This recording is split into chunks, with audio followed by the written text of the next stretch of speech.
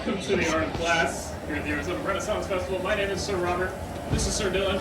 We're the owners and artisans here. We'll be doing this demonstration for you fine folks this morning. Assisting us is our apprentice Luke. Everybody give it up for Luke. Up in the booth, we've also got Maddie, who's a great glass blower, who's been helping us out for several years. Give it up for Maddie. Awesome. So, for this demonstration for you this morning, we're just going to dive right in. Normally I do like something smaller in the mornings to kind of get warmed up, get my hands loose, but we're just going to dive right in and do something big and fun. So we're going to make a big, we call it a floppy bowl. Glass blowers call it. I guess you could call it a ruffled fruit bowl if you are so inclined. We've got some examples up here. You can see all these wavy bowls up here. Luke here is going to grab one for you. Something like that. We're going to go black and white theme, though, for this one. So the main body of the bowl is going to be black, but on the interior, there's going to be threads of white glass in kind of a chaotic, squiggly, spiderwebby kind of pattern on the inside. We'll coat all that with black glass, add some more white glass, add some accents here and there. I'm thinking we're going to have a white rim going all the way around all those nice ruffles to kind of tie everything together. That's my plan so far. If it comes out any different than that, that was my artistic goal the whole time, and you can't prove otherwise. So we're going to begin here by getting out some of the colored glass that we'll be using for this piece. Today we'll be using what we call frit. And frit is just crushed up colored glass. It comes to us in many colors, different sizes. We get them from a manufacturer in Germany. They make them specifically for glass blowers so that it's compatible with the type of clear glass that we all melt in our furnaces. We couldn't just go crushing up some old bottles and mixing it with our glass. Not the same type of glass, doesn't mix right. So we have to get these specially made for us. So we'll start with a little bit of black frit here. Sir Dylan here is heating up a little bit of white color. It's a special white color, and yeah, that's enough. It's my show, you can applaud me. I'm just kidding. Let me see. We're gonna get some, there we go, other white. So Dylan here is heating up a little chunk of a really, really dense, solid bar of white glass. This is a really special white glass. It's called duro. It just means that it's very, very strong, very dense white. So as we blow out a piece of glass and expand it, it gets thinner, which means the colors spread out more, gets lighter, right? The colors diffuse. This is a really special kind of white, and it won't do that. It stays a very thin, very fine, very bright line of white the whole time. It's an extremely stiff color to work with. Isn't it, right? Yeah. It's nasty, nasty stuff. It's got tons of fluorine and titanium in it, which is why we always, when we're using it, we coat it with a layer of clear glass, a thin layer of clear glass, so we're not off-gassing and getting all these heavy metal fumes. So that's what we did this morning prior to everybody getting here. You're welcome. Yeah, you know you're working with Duro if you start to just kind of feel a little sick. So we clear coated it, making it perfectly inert, nice and safe. And we're going to begin with the quintessential tool of the glass blower here that I'm preheating the end of. This is called a blowpipe. So cleverly named because it's a pipe that you blow into. I know. You're going to hear a lot of that. Super clever names for things. I start with just a little bit of clear glass on the end of my blowpipe. I lower the end of the pipe into our crucible full of liquid glass inside this furnace here. It holds about 200 pounds of clear glass, and this is what the clear glass looks like at temp. And as soon as I stop turning the rod, it really wants to drip and fall. So you'll see us always constantly turning the pipe or the iron in our hands in order to keep the glass centered, prevent it from falling onto the ground or becoming asymmetrical. Ooh, that bench is wet. Excellent. I'm just going to shape up this little blob of glass before I start to add a bubble into it. Call it a starter bubble, for obvious reasons. I'll blow a little bit of air into the pipe and quickly trap that air with my thumb. When that air comes into contact with the hot glass, it starts to expand, and a bubble forms naturally, just like that. We call this the blowing cap technique. Super good at naming stuff. A couple notes on the demonstration. We love audience participation, highly encourage it. So it means a couple things. One, if you're having a good time, let us know that we're doing a good job with a hearty huzzah or some applause or woohoo, something of the sort. We love, oh, thank you!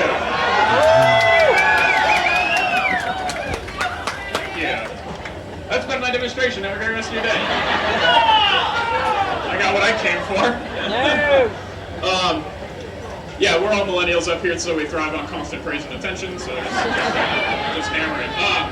Thank you, definitely not my parents out there. Also, if you have questions throughout the demonstration about the history of glassmaking, what techniques we're using, different terminology or tools, feel free to ask. We want to get everybody's questions answered.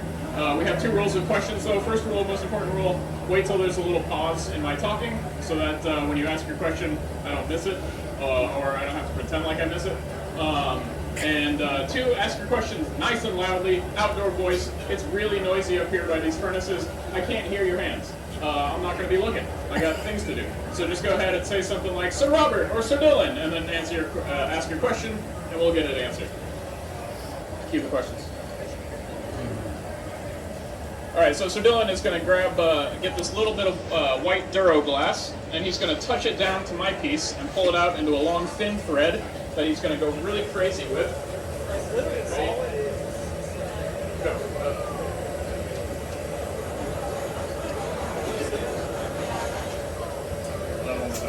This one.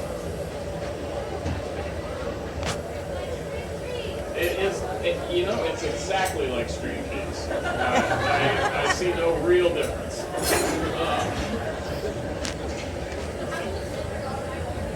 What's that? How do I measure the size of my gather? That's a great question. I don't. Gathering is one of the most difficult things to do. To be able to get the right amount of glass and the right shape of glass.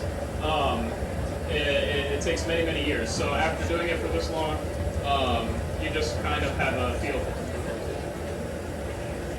it. You mess it up a lot, and then you know how to not do it. That's the best way.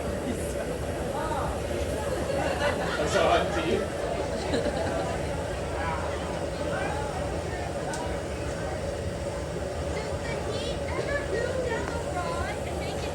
Does the heat move down the rod and make it hot? Yes. What temperature? It's like 62 out right now. Be more specific, sir. Your furnace. My furnace. Which one? Each of them. Each of them. Yeah. Okay. This one, of course. This one ideally sits around 2,300 degrees Fahrenheit. It's first thing in the morning and it's real wet out, so it's like 21 right now, which makes me sad. These 2 melting furnaces here sit around 2,100 degrees Fahrenheit. 24 hours a day, 7 days a week, for as long as we're here at the fair. The clear one, or the middle one, holds clear glass. The one on the right holds blue glass that we make on site. We make our own color of blue glass here. It is unique to us. We use our own special recipe for it. You won't see this exact shade of blue glass anywhere else on Earth. It's our secret sauce, so to speak. Luke's showing you an example of our blue glass there.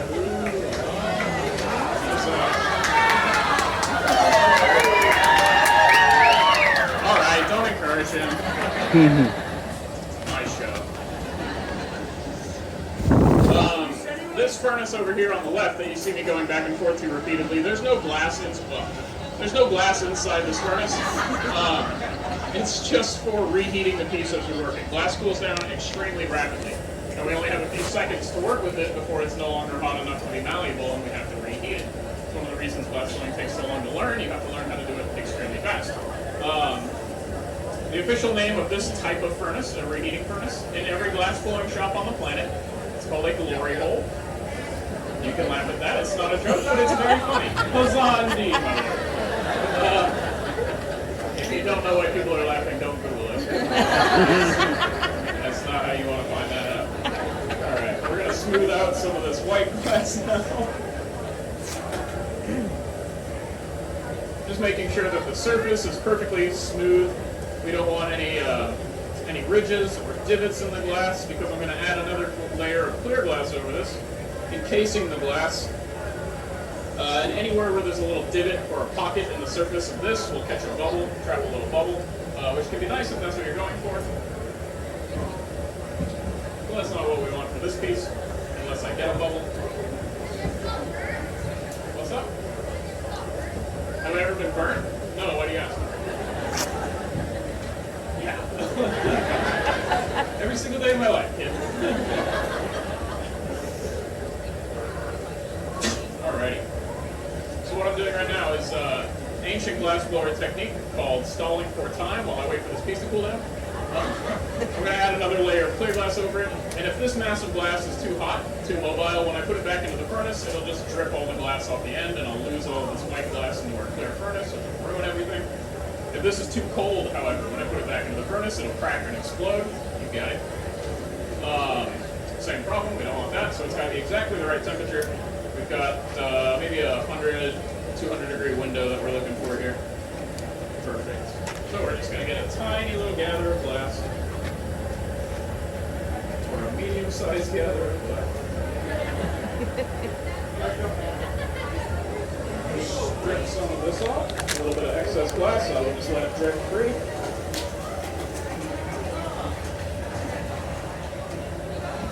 We call that stripping, which is not nearly as exciting as it sounds. We're just letting a little bit of the glass drip off so that we have the proper amount. Cut off just this little bit of tail right here.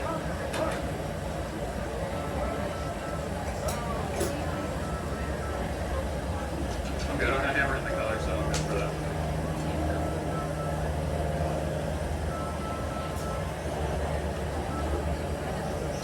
And you can see Luke and Sir Dylan here wandering around, touching things, pulling things out of buckets. They're anticipating my next move, making sure that everything's prepared for it, just like a nurse would assist a surgeon during surgery, right? They're making sure that every step is going to go smoothly. And a quick note on that, on the roles that we're portraying for this demonstration. For this piece, in the glass shop, I would be called the gaffer. It's just an old English term for the boss. And that's me, because I'm the guy with the pipe in my hand. It's my piece that we're making. Everybody is assisting me with that. Sir Dylan here is playing the role of an assistant, but Sir Dylan is not an assistant. He's a gaffer just like I am. He's a fantastic glass blower. We've been making glass the exact same amount of time.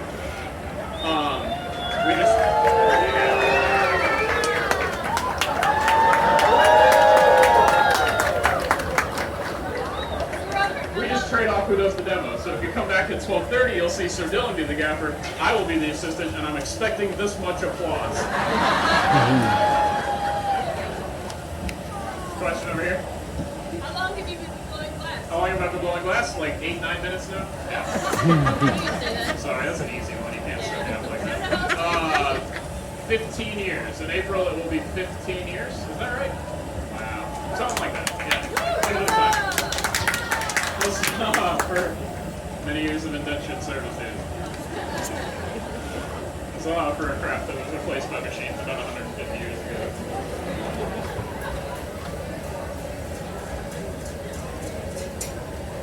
So we're layering up our black frit glass.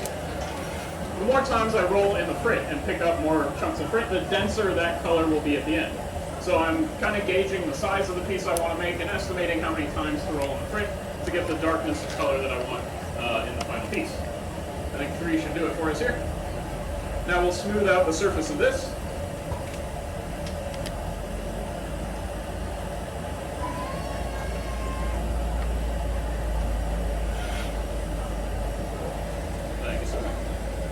This tool I'm using right now is called a block. It's called that because it's a block of wood. Wow. And it's made of cherry wood. They're soaked in water. Now water creates a barrier of steam in between the glass and the wood. It's a little cushion of steam that the glass is sitting on. It prevents the wood from suddenly sticking to the outside of the glass. If it were dry wood, it would stick very suddenly to the glass, and that's no good.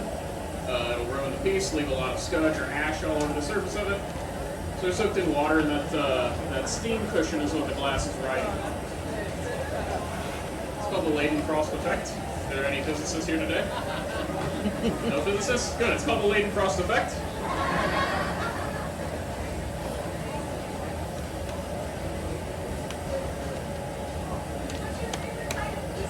What's my favorite thing to make? Money.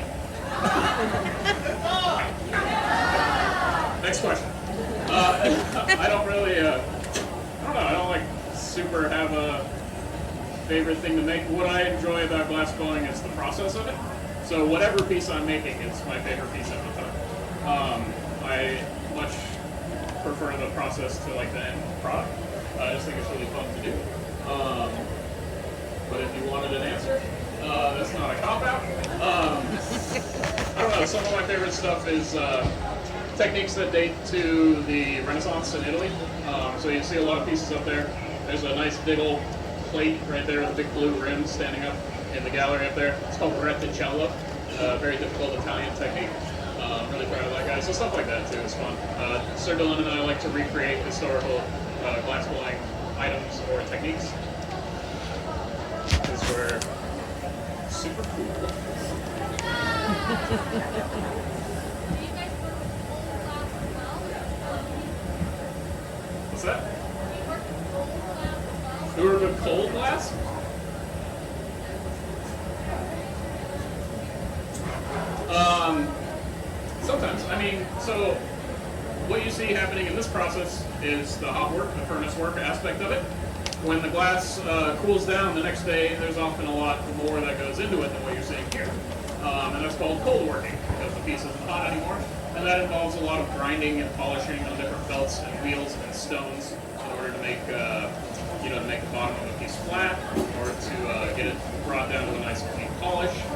So that often takes a lot of time too. But I don't enjoy it.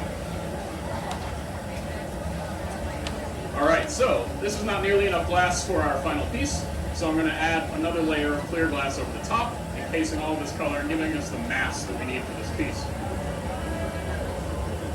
Try not to get too much.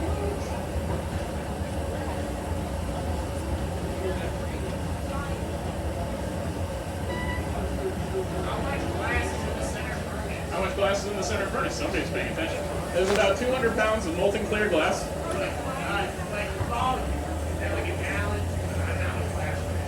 Man, I don't do it again. This would be great. You can find the density of glass, and then do 200 pounds in order to find the volume of that glass.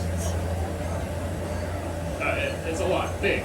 You could bathe a toddler in the ceramic crucible that we have in there. Why you would do that, I don't know, but that's on you, sir.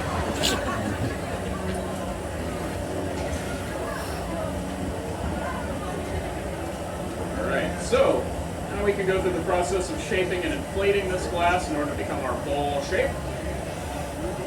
So I'm going to ask Luke here to give us a little bit of air. Wait for it.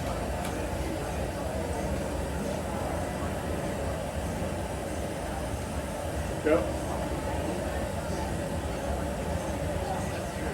And as Luke is inflating the piece, I can shape and direct how that bubble is expanding using a variety of tools. Right now I'm using what we call a paper.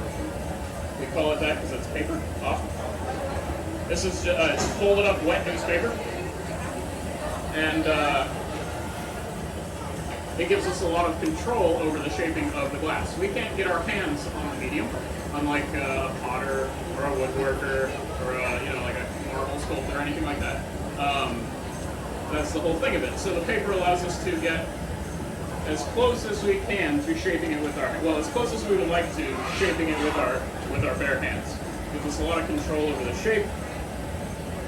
Go ahead, Luke.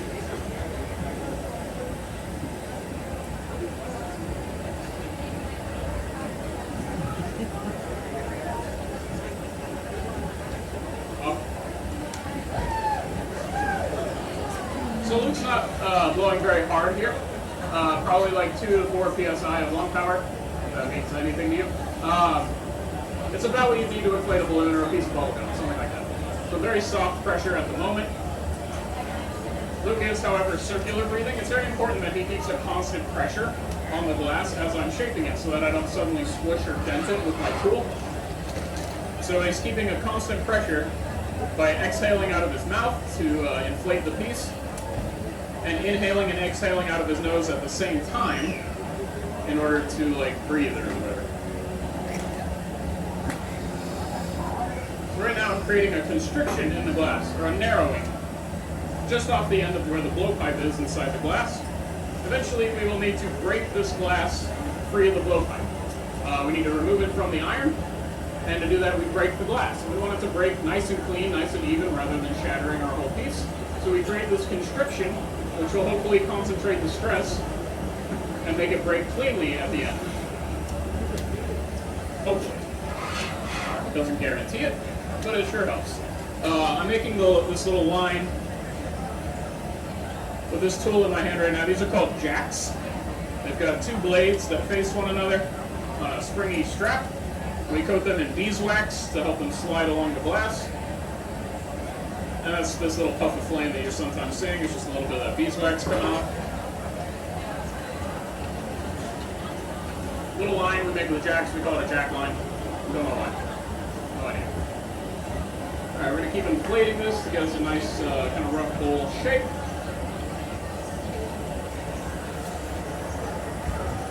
So Robert, Yeah. how do you make the special blue color? How do we make the special blue color? If I told you, it wouldn't be super special, and I would. So we take all of our recycled glass, all these little bits that you see down here, we clean them off, we wash them off, and we remelt them, and we add different metals to it. Different metals added to glass while it's in the melting process gives you different colors. So for cobalt blue glass, we add cobalt, powdered cobalt oxide, blah, blah, blah, blah, blah. A little more.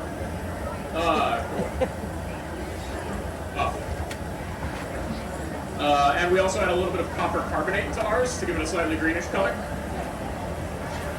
And the exact ratios of the cobalt to the copper to the glass is what's our proprietary formula. So most of the blue glass that you see up in our shop, a lot of it is that special blue glass that you can't see anywhere else. Thanks for helping me plug the blue glass. You'll be paid later. Go ahead and blow. 200 pounds of glass is just over 10 gallons. Just a little under. What coefficient of expansion was that glass? At cold temp. Okay, so glass contracts when it's cooling, right? Just like most materials. So it's expanding as it melts. So it's going to be probably just over whatever it was, 10 gallons.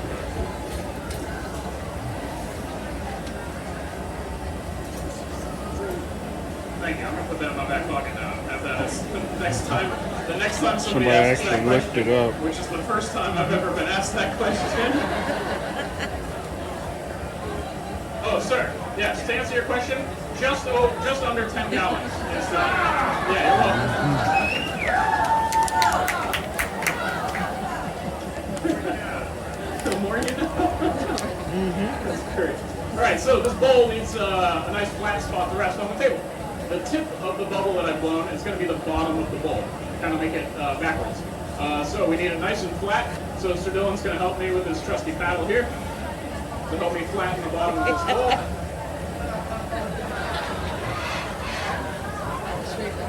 All right, paddle my bottom. Yes, Sir Dylan paddles a mean bottom. Excellent, thank you, Bob. Get his number after the show if that's it.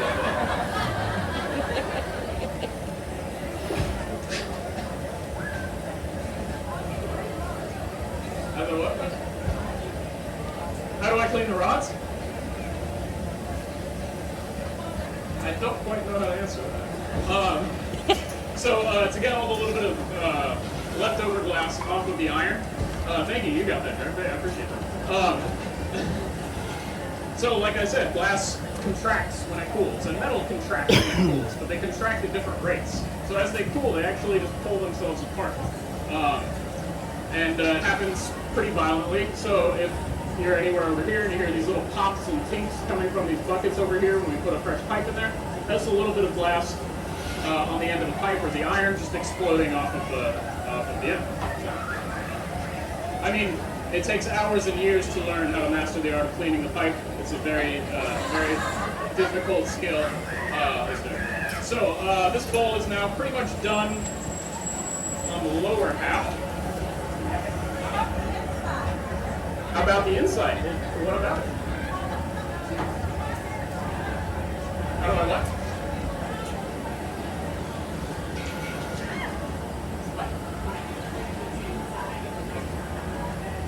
How do I clean the inside of it? Oh, most of the time you don't need to a lot, but we get, actually the best way is to get a big guitar string, put it on the end of a drill, and stick it up inside there and just go to town. So Dylan here has got for us what we call a punty, which in Italian just comes from a word meaning little point. He's made a little point of glass that we've attached to the bottom of our piece so that when I break it,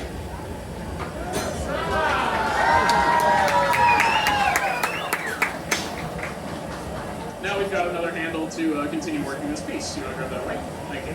So Dylan here is going to close that one up. So Dylan here is going to grab a little bit of white glass now that we're going to trail around the opening to form what we call a lip wrap, which is exactly what it sounds. It's going to get a little bit of white glass. We're going to wrap it all the way around the opening that we just created by breaking it, such that at the very end, the bowl will have this nice little band of white going all the way around the rim, ideally. We will see.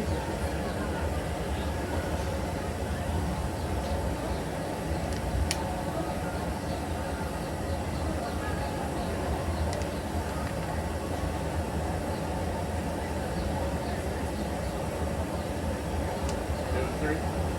Sweet. Two. You're at two. 2 of 3.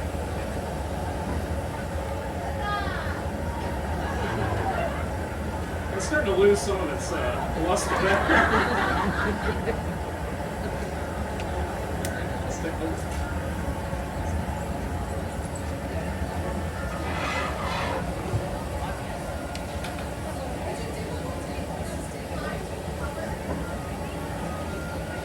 Difficult to get consistent what? What kind of lines? What do you mean? Oh, yes. Yeah, great question. Yeah.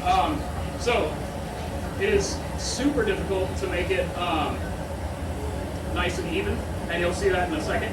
Well, hopefully it'll look easy, but that's the point. Yeah, so Sir Dylan here actually has the harder job. He's got to make sure that his little bit of white glass is exactly the right shape and temperature so that when it trails on and stretches, it stretches nice and evenly rather than going thick and thin in some areas, kind of lumpy or chunky. But don't tell him that.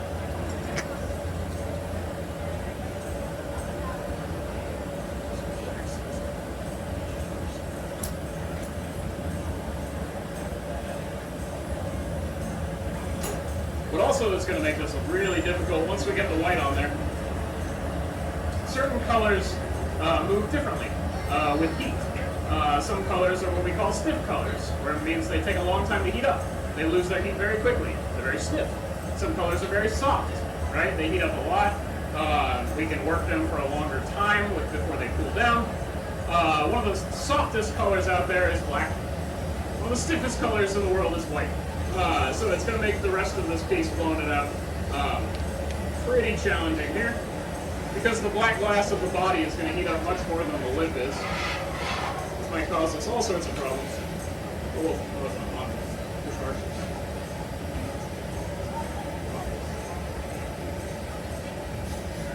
How you looking? A little cold? That's not what I want to hear. How you looking now? Better? Alright, whenever you're ready. So I can't quite see down in there, but some of you over there can probably see that down inside the little pattern of white, hopefully. We'll see it at the very end too. So here comes the slip wrap. Excellent flip.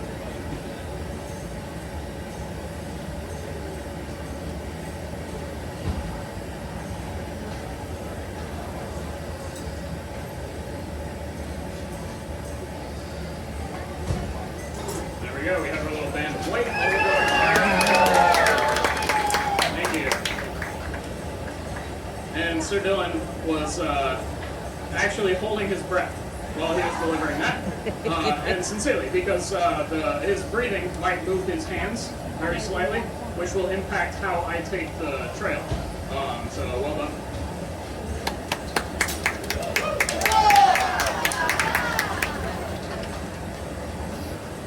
You want to just do this?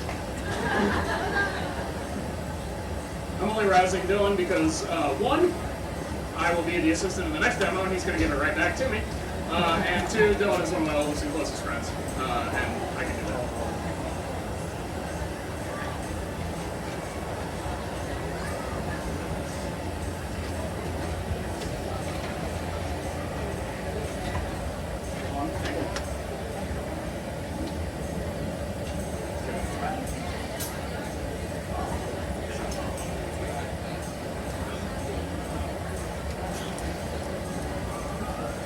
As we're looking inside.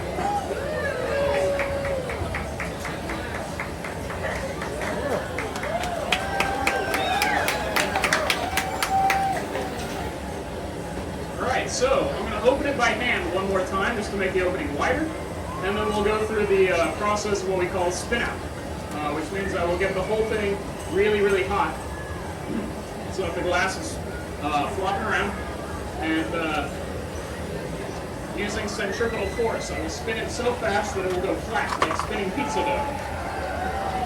And hopefully, the glass will go flat like a plate, and then I'll use gravity to make it ruffle. We're just going to go for it, I think, from here.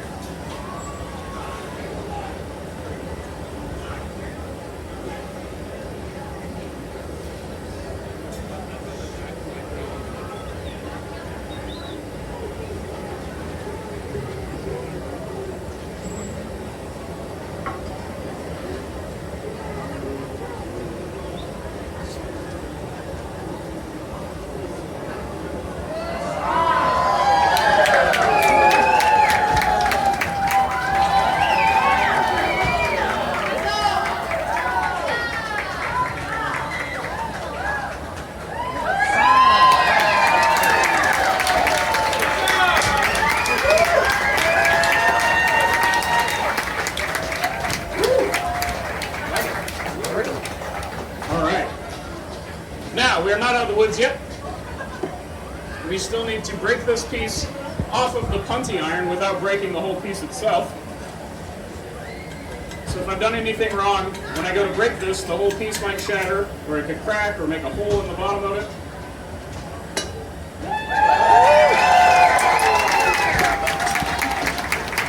Now it's sharp where I broke it off from the punty, obviously it's broken glass, so Luke here is using this very, very authentic tool. It's a dragon, what do you want? That will be put into our annealing oven, which is that big gray box over there. It sits around 900 degrees Fahrenheit. Dylan can attest to that because he just stuck his face in it. Stood out here. Yeah, you're good. You're good. If we were to let that piece of glass cool down just to ambient temperature out here, within 5-10 minutes it would be cold, and that's way too fast for glass to cool. It would be a pile of shards inside 10 minutes. When glass cools too quickly from the thermal shock, which means that it'll crack or shatter or explode. That's this noise that you're hearing from in here. I don't sell explosives, right? I sell blown glass. So we cool it down slowly overnight. That relieves any tension that's built up inside the glass, making it safe for all of you fine folks. So it cools down overnight. So if you want to see that piece, you got to come back tomorrow. Or if you want to buy it now, I will ship it to you. Just saying. Just saying, that's an option. I want to encourage everybody to come up into our shop. Everything up there is for sale. Everything was made by one of us. No little kids in China or something. Most of it was made in this little dirt floor shop. Most of it was even made with love. So please stop up there, show your support, buy some glass. If you don't want to buy some glass but you like our show, we have a jar, you know what to do. If neither of those appeal to you, have a great rest of your life.